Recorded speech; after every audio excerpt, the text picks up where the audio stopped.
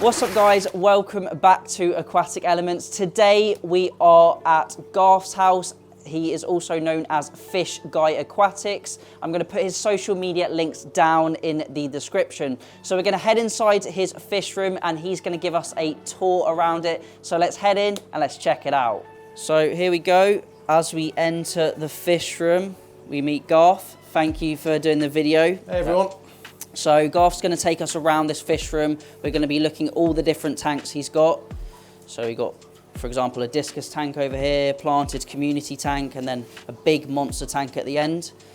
So Garth, if you could tell us maybe about this Mabu puffer tank that you've got first at the beginning. Yeah, absolutely. Well, this has actually been a bit of a change. This was a marine tank that I'd been doing for quite a while, but decided to sort of move away from marine and focus fully on the tropical side. So we've converted it all out, and now at the moment it's the puffer tank, it's his tank, and then we have some sort of oddballs in there. So a lot of what I do is I sort of rescue fish from people who outgrow tanks. Yep. Hence the sort of eclectic mix of fish. But you know, if we can try and give them a good home, that's what we do. So as you can see, we've got Oscars and we've got some parrots and all, like Svenny and all that kind of stuff. So basically people get in touch and they'll be like, look, I've got this big fish, can you home them? So if we can fit them in and they fit in the tank all right, we'll always go and sort of get them. So the puffer seems to get on with everyone quite well so far, but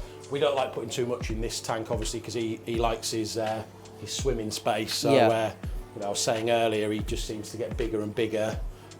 Yeah, he's a big size. You big size already. I think just over 2 feet. Yeah, I think about 2'2" at the moment. But you know, as you can see, he likes his food. He's fed mainly on mussel, which is what he likes the most. And we try and get him on the cockles, the shelled cockles, to keep his teeth nice and down. But sometimes he's a fussy little one and won't have the cockles and demands mussel, which obviously the mussel is the fattiest of all the stuff. But you could just keep feeding him and he'd keep eating it, and then he'll have fights with the Oscars and everyone's there trying to take the mussel. It's quite interesting to watch. But so what sort of dimensions is this tank? What's the approximate volume? So this is, I believe, 6 by 3 by 3 tall and 2.5 wide, I think. Yep. So I think total volume is just over 1,000 litres, and obviously we're sumped at the bottom. Don't look too closely at that. We're cleaning that out later today. So that's all run on sump filtration. And you got then we use the Kessel lights, which I love these lights. Yeah. Like you can see the colour. Really nice shimmer you've got. Obviously, when you have multiple tanks like this, it's pretty pricey to have Kessels on all the tanks. So as much as I'd love to, but it gives it a really nice sort of shimmer on this tank. I think it sort of suits this tank, hence why. Yeah, it looks really nice, especially with the white sand as well. It's really brightening up the tank. Obviously with the white sand, a few struggles keeping it clean. Yeah. But you know, we try and keep on top of it. So I generally do 2 maintenance days a week on all the tanks if sort of work's allowing. Either 1 larger water change or 2 sort of 30%. Yeah. And then we do the sumps and we try to keep on top of them. Because obviously having monster fish, we found they're very messy. It's a very different ball game to some of the other tanks, which, you know, as long as you do your filtration and your cleaning, they're good as gold. With these, more of a handful keeping on top of them. And, you know, I get more and more people wanting me to sort of rescue fish, which, you know, if I had my way, I'd take them all quite happily, but you've got to think about the bio load and all that and adding too many. And as you can probably see, we're at capacity for tanks now, and no tanks in the house rule here. So this is the limit. We will be having another tank that's just going to be going under here, which we're hoping to be using as a sort of stingray pup tank moving forward. And I can see you've got a few, well, I can see at least 1 black diamond in this tank. Got 1 there, and then we've got a couple of others they like hide in there. They're all around the sort of 7-inch mark. You can see them just at the back there, just behind the shovel nose catfish, another rescue. So I think most of the fish in here are rescue fish, barring the rays, obviously. We've got a giant King Kong parrot in there. He likes to hide behind this bit of wood, especially when he's on camera. We got a big plec in there. And then also another hider, we've got a big red-tailed catfish in the corner. You might be able to catch him if you go around there. Yeah. Again, another rescue from a tank. So, you know, it's a really nice community I find on Instagram, and people reach out and sort of see the tanks I have and ask if we can take them. So, you know, spend quite a lot of time going up and down the country on we like to call them crazy fish adventures. Like we've been on all kinds of adventures to pick them up. But yeah, you know, like I say, if we can home them, we do. Yeah. But as you can see, getting quite to the limit at the moment. Capacity. So hopefully we're going to be having I believe around a 3,000 litre tank installed later this year, which is going to be for the big boys and the bigger fish, and all sumped up and, you know, able to handle the sort of bigger fish, because the tank behind you at the moment is running on canisters and a Tempest, which is all good, but you know, you really have to keep on top of the maintenance and control the nitrate and ammonia and all that sort of thing. So I work with a brand called Aquatics. So I'm sure a lot of you already know them. I'm sure a lot of the viewers will. All these three big tanks here are made, custom made by Aquatics, and hopefully we're going to be doing a big tank project this year, so watch this space for that. But so I think this tank here is 8 foot, 8 foot by 2 by 2, this one, I believe. So again, I think just short of 1,000 litres. I'd say about 1,000 litres. I think in volume. You can see you've got some nice emergent aquatic vegetation above and some bits of wood, which is quite nice. Yeah, something I'm sort of trying to do a bit. I like to keep things as varied as possible. Yeah. And planted is, you know, in my years and years of fish keeping, I've never really done it that successfully. Yeah. So there is a planted tank which we'll get onto in a sec. Yeah. But I just thought these look quite nice with the stuff coming out the top of the tanks. So you've got some Monstera and some Peace Lily. And Pothos, I believe they are. And then some, it's just Java Fern and Anubis in the plant. So basically all the plant safe options. So always try and sort of reach out to people who are more plant experty than I am to find out what sort of plants are all safe, and but you know, hoping to sort of go down a bit more the route with the plants on this one, because I've had the tank round here. This is my first sort of project of doing a fully planted tank. Yeah. So I worked with Maidenhead Aquatics in Littlehampton. Oh yeah. So it's just literally about 10 minutes from where I live, and they were really keen to sort of promote all their plants and all their community fish. So this is sort of where this came from, and it's gone really, really well actually. I've really struggled with plants in the past, but we used this. I think it's the fluval stratum stuff. I mean, it's magic. Because like I was feeding it CO2, and now I don't feed it anything. Yeah, like, the plants look really healthy. Yeah, they're all. I mean, some of these plants are literally like this is only a few weeks old, and it started off. It just grows So yeah, we do sort of once every week or two cutting to sort of, because it just goes on fire and grows like crazy. And we're using the another client I work with quite a bit is Interpet. Okay. And they're focusing more on like planted, and they provided these lights which are specifically for the planted tanks. Yeah. Quite reasonable price range as well, but they sent them for me to try out and couldn't speak any highly of them. Yeah, it's really nice and bright in this tank. And good colour, and between the substrate and the lights seems to be doing going really well. So and you've got a lovely mix of fish in this tank as well. I can see you've got a few. Are they koi angels? Yeah, koi angels in there, and we've got platinum in there. Got all kinds of things really. We've tried to sort of create that real community vibe, which is obviously difficult because you're trying to make sure you get the right fish that go. Yeah, I think like I used to even think, oh, all community fish can go together, but that's not the case at all, and you sort of get the wrong one, especially with like the barbs and things. Some of them can be quite aggressive. So we've worked quite hard with the guys at Maidenhead to try and get the right mix of fish in there. So, you know, and I'll do touch wood, everything's going quite well in there, and really happy with the planted tank. I'd go even bigger if I could next time, and have like a really giant planted tank. Yeah, that would be awesome. I mean, this is great, and it's really lovely to look at, and I think everyone quite enjoys watching the movement and the different varieties of fish. So it's about, is it 6 foot, this one? 6 by 1.5 by 1.5, I think. Yeah. Or by 2 tall, by maybe? 2, maybe. Yeah. I think volume of this one's about 700, 700, give or take, around that sort of volume. Yeah, you got a nice, really nice mix. You got some rainbows. Yeah. There's the platinum. Yeah, we've got platinum in there. We've got a few sort of more upmarket. Yeah, I can see the Congo textures. Angels. Albinos, are there? Yeah, we've got some albinos in there, and then there's probably about 10 sort of quite high-end plex in there. Oh, okay. Obviously, none of them are out. Yeah, but I just sit here waiting to get a video of them. But you know, we've got some of the little ruby sharks and the blacktail sharks in there. Lurches, because obviously with plants we just get annihilated with the snails, so we put quite a lot of them into, well, they're supposed to take care of it, but sometimes they do, sometimes they don't.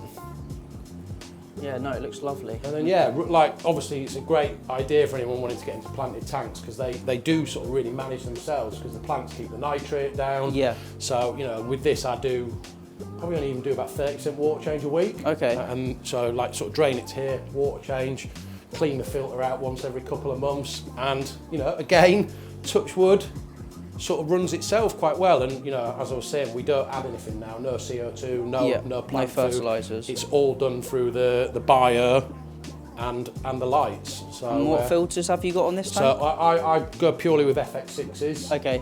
It's what I've always used. I've tried to use some others. Yep. I just always go FX6. They're easy to use. They seem to, for me personally anyway, give you the best filtration.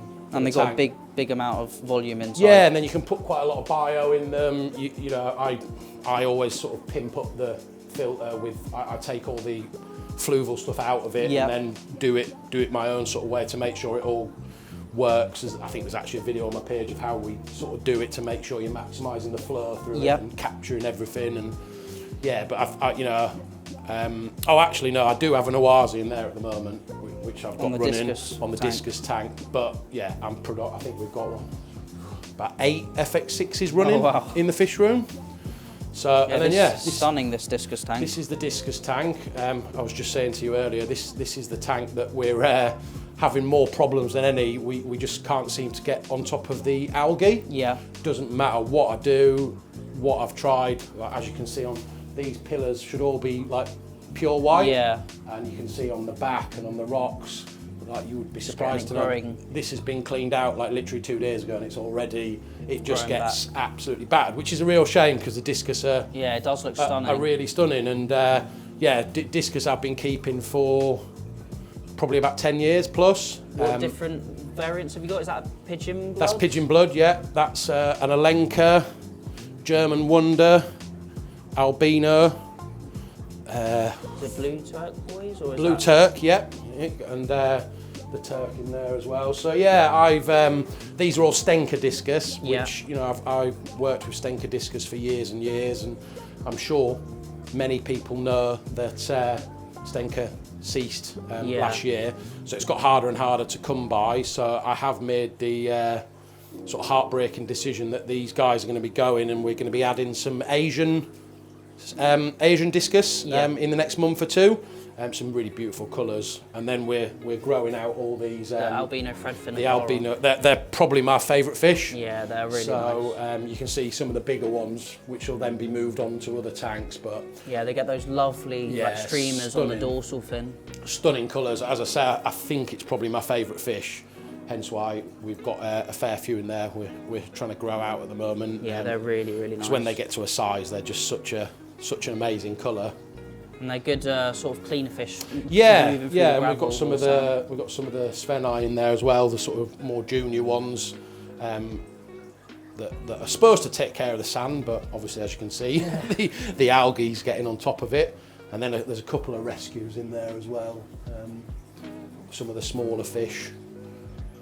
Oh, that's really nice. And you said you got the Oazi Biomaster, and I can see. So we got two. So we got the I've got 407 running. That I use that more for polishing, keeping the water clean, and then obviously the Oazi, more for the bio. That's basically filled up with bio and sponges and Yeah. things like that. So again, for any of you discus keepers out there, water is key. Yeah. So you know, like the question I always get asked on my page is it really difficult to keep discus? And how I answer that is yes and no.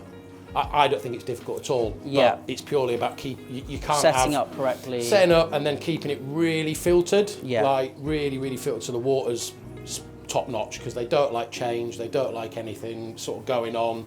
So you know, you can't really over filter with these guys, I don't think. Just keeping it really clean and tidy, and they're generally I think a pretty easy fish to keep, really. I definitely probably wouldn't recommend them to beginners, but you know, I've always sort of said if you keep on top of the filtration, they're not too. they're not pretty too good. Yeah, difficult.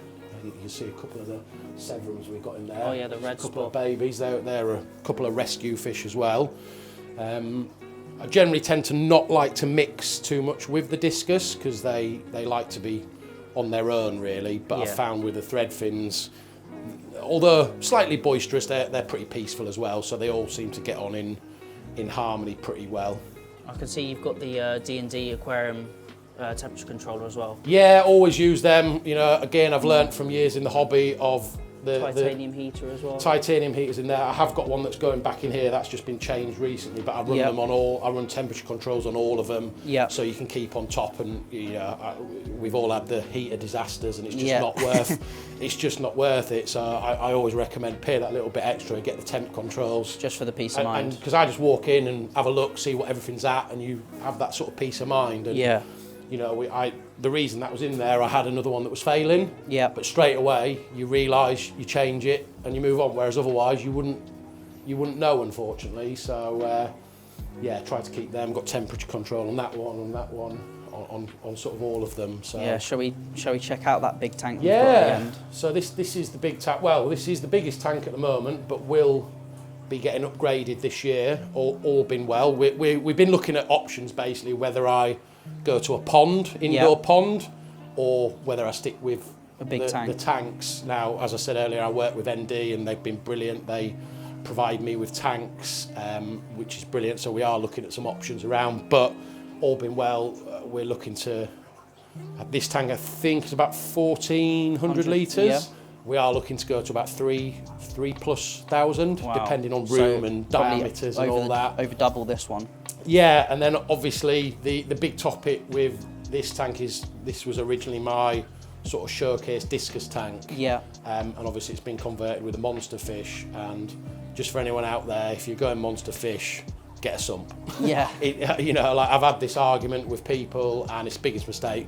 Well, it wasn't really a mistake. When I got the tank, it was never with that in mind. So obviously now it just makes it a lot more difficult to keep on top of managing these fish. So you got three FX6. Got three FX6s and the Tempest in the corner. And even with that, you struggle to keep on top of everything because, like anyone can see, the size of these fish, they produce a lot of waste. So I do 2, probably even 50% water changes per week. Oh wow. 30 normally, but 50 I test pretty much every other day on this tank just to make sure. And then obviously we drain the Tempest. Again, I aim for daily, but depending on work, but that just removes some of the nitrates and keeps on top of it a bit, and then obviously adds more bio load. Yeah. But it's definitely a lot harder keeping on top of with the canister filters. They're good. FX6s are brilliant, but there's only so much they can do. So no, the water does look nice and clear, and I know those Tempests are really good at sort of polishing the water. Yeah, as well. keeps it, if you empty it sort of daily or every other day. Obviously it's got quite a lot of the bio in, like you can see, and then obviously it takes a bit of that nitrate out of the water. You just drain it into the barrel, empty it take it out. You can even drain it 2 or 3 times if you kind of want. But yeah, it's just, with this it's just keeping on top of it, and then we run the AI blades, the fresh water on this tank, which great lights. Again, a lot more pricey. If you're looking for the more pricey light, but as you can see, really good. They're really good. And I think these currently, because we're at like 11 o'clock, those lights are probably on about 50–60%. Okay. So that they can get a really nice. Yeah, they're really good. Light. But again, what I try to do with work, I work with a lot of clients through social media. Yeah. And I try to get a range of products Yeah. so everyone can see the different things. Trying different things out. These are two of my absolute favourite lights. These are by Haiger. Oh yeah. I think they're literally about 70 quid each. Yeah, they're nice and budget friendly. Not the best. Like if you want super bright, super colourful, like you're not going to get that effect. Yeah, but with the Kessels. The difference between that is like I think they're £500–600 each, and these are 70. So, you know, like. No, it's good to see using different techniques and trying different products. I love getting people into the hobby or trying to encourage them into the hobby. And I think there's a lot of fish keepers out there that scare people off a little bit. Oh, you have to get this. Yeah. You don't have to. Obviously, the better you can go, the better it is, absolutely. But everything can be done on a budget. Yeah. And you know, it depends what you want to achieve, really. So. And you mentioned a few of the fish in here. Are they rescues? Yeah. So some of these are rescues. Some of these are fish I've sort of picked up. So again, I don't know what you say. Like I'm in contact with a lot of the sort of fish keepers up and down the country. And when people move things on, I'll take them. Some of them are rescues, like this arowana was a rescue. So I think he's about 30 inch, 32 even.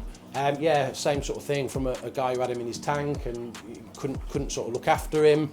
Just literally asked me to come and get him one night. So off we went in the car.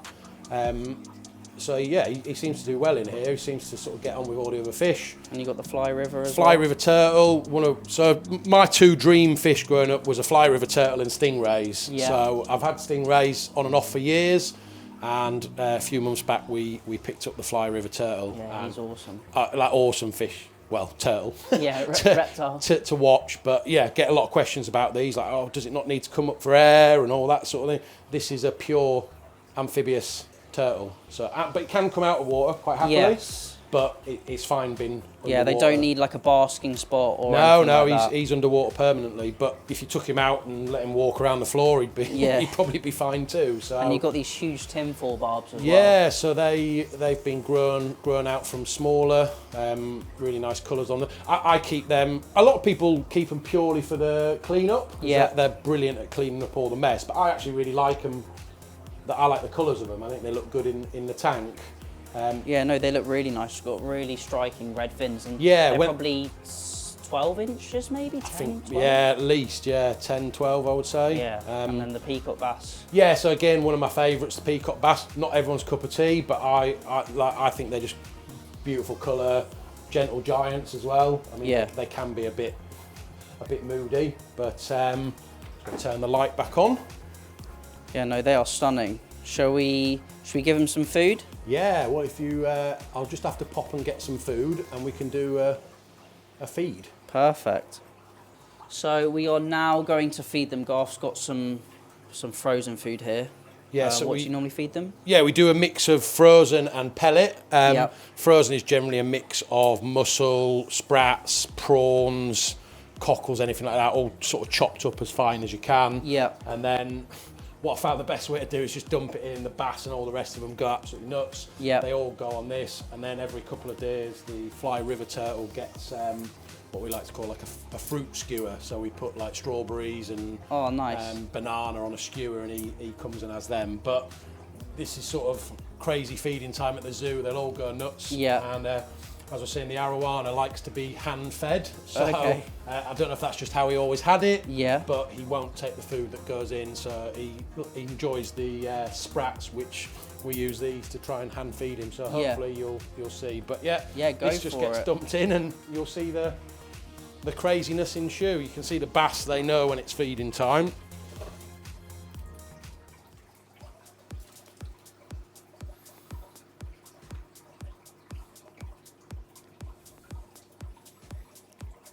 And they've picked today to be all shy around eating. Normally they'd go absolutely bonkers and it would all be gone, but they normally get fed in the afternoon, so whether that has any impact on their mood today. And then like I say, we let that sort of settle, let them start taking that, and then we get some sprats, and the arowana likes to have his own sort of feeding, so he'll circle round. Sometimes he likes 2 or 3 attempts, Oh. or the bass try and steal them, which is always the fun. So yeah, it's always a sort of Bit of a interesting challenge. game feeding them the right way, because the arrow, as you can see, gets scared off by the bass. But see, he's targeted that. So the arowana normally likes a bit of a run up, so you sort of show him and he'll sort of hover, and or the bass will steal it like that. So that's why we get a few of these ready to go. Yeah, he's just being a bit camera shy, I think. Sometimes you just need to give him a minute. He'll swim backwards and forwards, and he'll just do about 6 or 7 of these in a row. Yeah. And then yeah, obviously, like you see with the food, again keeping on top of it. Sometimes they'll just annihilate all this. Yeah. If they don't, for whatever reason, I always come out and hoover it up straight away, because Yeah. I can imagine if you leave that there, just spikes things straight away. There you go. There we go. So he'll probably take 4 or 5 of them, or sometimes he'll try 2 or 3 times. Yeah. I think previously he was fed every 2 or 3 days. Okay. So it might be because he was fed yesterday, why he's not sort of, oh, now he's... Yeah, now he's locked on. He's ramping it up, because they're all busy, you see, so I think he gets a bit shy with...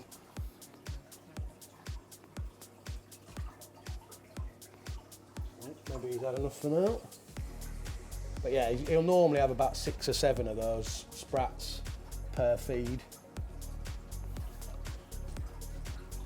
But yeah, watch your fingers with him, as you can see. Yeah. So I've had the prongs in before, and he's gone right nearly out the tank, and nearly had my finger with it. Yeah. So they'll just graze on that, and then I try to alternate. Sort of that would be today. Tomorrow I'll probably do Some like pellets sturgeon pellets or Oh, something okay. like that. Nice. They seem to enjoy that, or I'll use the Hikari. Yep. We use the carnivore pellets and, Yep. and things like that. But Awesome. again, we try all I've got all kinds of different foods we try, all different things that I use from various clients, and Yeah.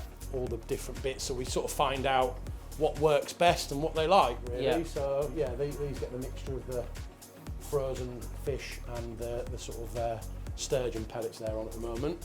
And then we feed them. Is the it Wilson? Is that yeah, his name? he likes, ideally he likes mussel. Yeah. Is his favourite, but he's quite fattening, so Yeah. I try to get him on like prawns, and you need to feed him shelled cockles because they have really big teeth.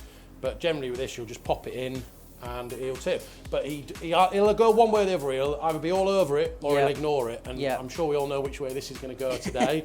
But what I normally do again is, for a bit of a distraction, we'll get some of the pellet, because the Oscars and whatnot are quite greedy fish. So we'll put it in this end. So then, in theory, the puffer gets a bit of a free rein, and then we just sort of go to this end. Like, you can hand feed him. Obviously, Yeah. you've got to be careful with your fingers, because he's That got meat, very yeah. large, sharp teeth. But if not, I'll use the tongs, or if he's in a shy mood, you just throw 4 or 5 pieces. You come back 20 minutes later, they'll guaranteed be gone. See what mood he's in. Oh, yep, there we go. Let's grab a tong and see if he'll take him that way. Yeah, he does have a tendency to be quite camera shy. Oh. He knows exactly what he's doing. If you like, normally he'll go nuts, and he'll, like, as soon as you walk in with a mussel, he'll swim up and down the tank. Yeah. Today, because he knows the cameras, I get the same when I try and film him for my pages. He doesn't want a bar of it, Yeah. and he suddenly started doing this where he likes to face the back for some reason. So he's always been very forward facing, but now he likes to see if we can give him a little tap.